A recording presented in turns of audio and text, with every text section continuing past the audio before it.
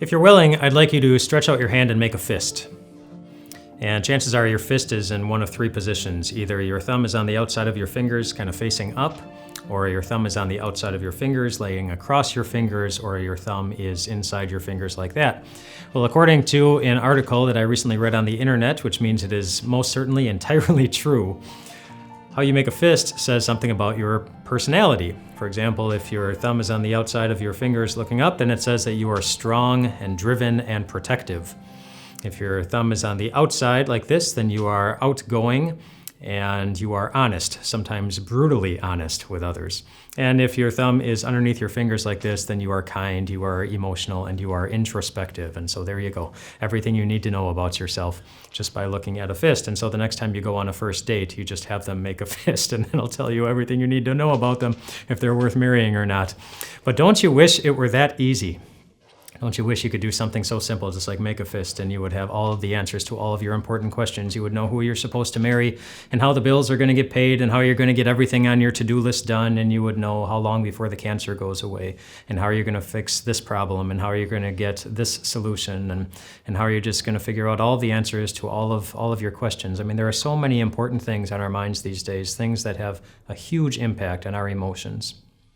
And how do you think all the things that are on our hearts these days compare with all the things that were on the hearts of Moses and the Israelites as they were leaving Egypt in the book of Exodus? In Exodus chapter 14, 450 years after they had begun their slavery, the Israelite nation was not far from the land that God had promised them.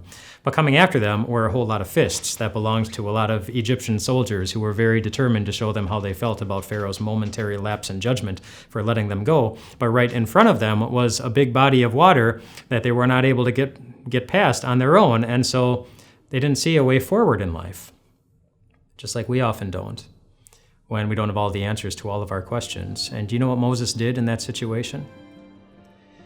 He stretched out his hand. Not because he wanted to show everybody what kind of personality he had, but because he wanted to remind both them and us exactly what kind of God our hope is in.